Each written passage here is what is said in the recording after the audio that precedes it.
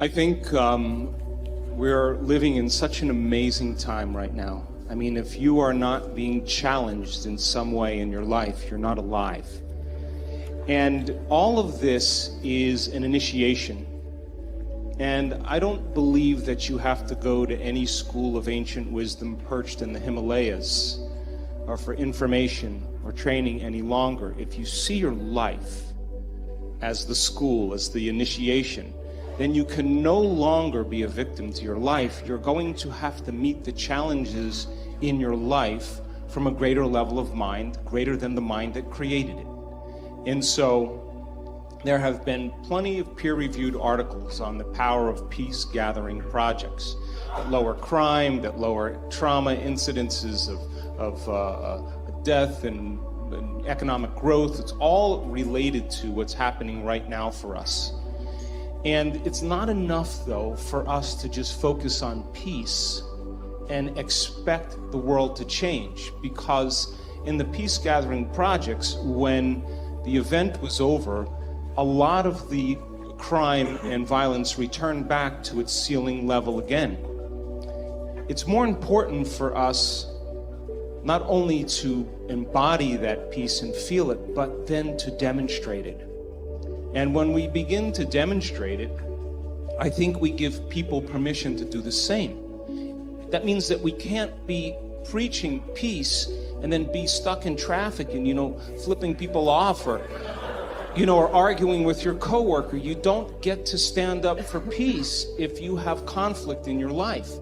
So when we start that self-contemplative process of looking within, and instead of judging someone or something, look to see if there's an aspect of ourselves within that person or within that situation that we may need to change. And if we're all doing that at the same time, something greater, a greater consciousness is going to emerge.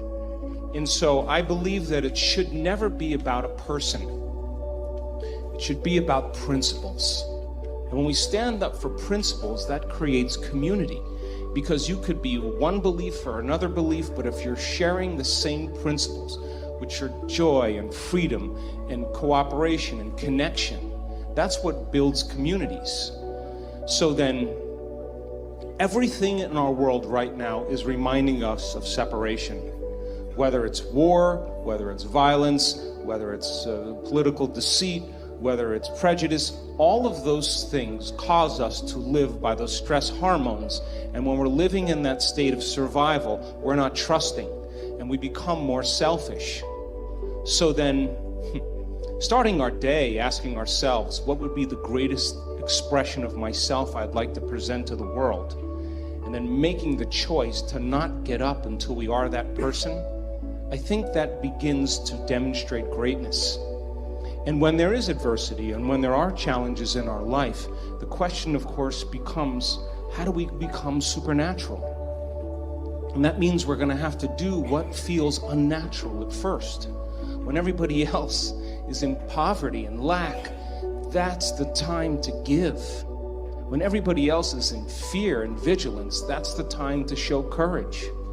When people are angry and hating and prejudiced, that's the time to show compassion. When people are competing to rush to get to the top, that's the time to change your energy and draw the experience to you. And if you keep doing what's unnatural over and over again, sooner or later you're going to become supernatural. And then what happens is that we have neurons in our brain called mirror neurons, and those are empathy neurons.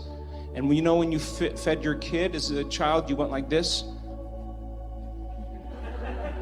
You don't know why you were doing that, but you were unconsciously or subconsciously asking them to mimic your behavior. And they look at you and they follow your actions. And so when you all of a sudden demonstrate greatness in your life, and I don't care if it's just letting somebody ahead of you in traffic or helping someone up or picking up a piece of litter or garbage, and people witness that, they're more prone to do the same. And so we begin to change the world, I believe, by changing ourselves. All of this, the work that we do, really is to teach people how to regulate internal states independent of the conditions in their external environment.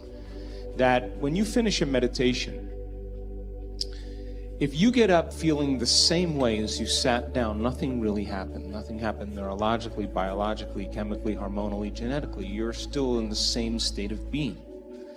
But when you get up and you feel like an elevated sense of self, and your heart is swollen, and you have a clear vision of your future, and your energy's different, the question is, how long can you maintain that state?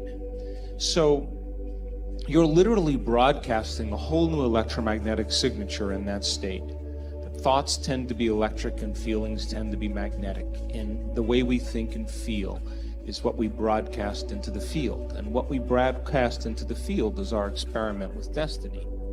So then when you go within and you disconnect from your outer world and you sit your body down and it's no longer experiencing anything and you're not thinking about your schedule, your past, or your future, as I said today, you're being defined by thought, and you're making your inner world more real than your outer world. When you open your eyes and you present yourself to the world, the job then is to not react emotionally to the same conditions in your life, because the moment you react emotionally, you're equal to the conditions in your life and you're back in your past. So then when you fall from grace and you move off that state, then you sit down and you realign.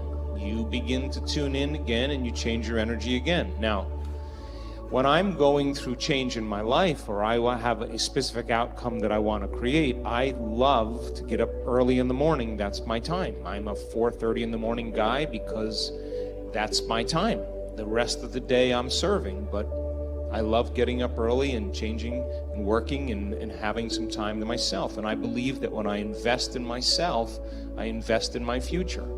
And that time in my morning, nobody bothers me because that's my time. And because of brain waves and brain chemistry, the door between the conscious mind and the subconscious mind is more open. And so if I get up early and I'm kind of between theta and alpha, I don't have to work as hard. I'm not thinking, I just kind of relax into the moment. In the evening, I always ask myself, how did I do? How was one lifetime in one day? Where did I fall from grace? What happened? And so then when I look at seeing how I reacted to someone or something, or I made the choice that I could have made a better choice, I naturally, and we all do this, begin to think, well, if the same situation happened again, how would I do it differently? And that's the act of beginning to come up with a new plan.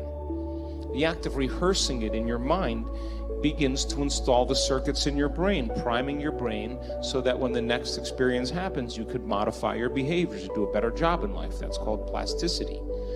So it doesn't matter for me what meditation I do any longer. I like to just get up in a new state of being. And so if you're doing the blessing of the energy centers in the morning, you're aligning your autonomic nervous system. You are literally, each energy center is tuning into a different frequency. They all have their own frequency, their own energy. And as you do this properly, and you're doing some of the more advanced blessing of the energy centers, you are actually drawing information from the field into your body. And if all disease is a lowering of frequency, when you begin to pull that energy into your body consciously, you're going to raise its frequency. So that's a great thing to do. If you're doing a meditation in the evening, of course, pick a meditation that changes your energy. But then, you know, the idea is not just to meditate so that you can keep meditating. Your job is to actually see what the effects you've produced in your life as a result of it. I mean, why else would we do this? So then, if you decide, okay, if I'm taking time out of my busy life to emulate the divine, a creator, then if I'm going to create something unlimited, I better feel unlimited. If I'm going to do something magnificent, I have to become magnificent. And if you keep doing that over and over again, it will begin to become more readily available to you. It'll get easier. So then, to not be seduced by the external environment and not fall from grace and be able to execute and maneuver in your life from a different energy and lead with your heart and begin to make different choices and not return back to those old states, that's why we do it, because we want that. that new energy to become constant in our lives. And so when we're in that energy all the time, that's when the synchronicities and the serendipities and all those wonderful coincidences begin to happen. And it's those coincidences that are feedback in our environment where the field begins to open doors for us. That's what we want to occur. Now, I have worked on things in my life, and I'm a sincere person when it comes to this. I've worked on things in my life for years. And I always thought it was about the event or the experience I wanted to create, but all along I was changing. And when I finally reached the point where I could care less if I could have the experience is the moment it happened. But all along, the divine, the loving intelligence, this mother-father principle, of course, it's observing us into life. We are vitalistic, energetic beings that when we begin to unify all these principles that we're talking about, you can't get this in one sitting. You can't. You have to keep understanding it, keep reviewing it, keep redoing it, keep experiencing it. And the new experience then causes you to dream in a way you would have never dreamt before unless you had that experience. And that's how God gets to know itself. So then, I don't care what meditation you do, I just like the fact that you're connecting. And the more you connect and the more whole you feel, the more natural it becomes. And then, of course, the next experience then causes you to dream in another way. And what I know from my own experience and many students, it's not about material things. It's about those mystical moments, those transcendental moments, those moments where your jaw drops and you are in awe of life. Those moments that take our breath away, that cause us. And this has happened to me so many times. Every time I have one of those experiences, I think to myself, I got this all wrong. I've got this all wrong. Joe Dispenza, some veil has been lifted, and now I'm seeing more clearly about the way things really are. That's why we're doing this, to uncover the mystery of the self.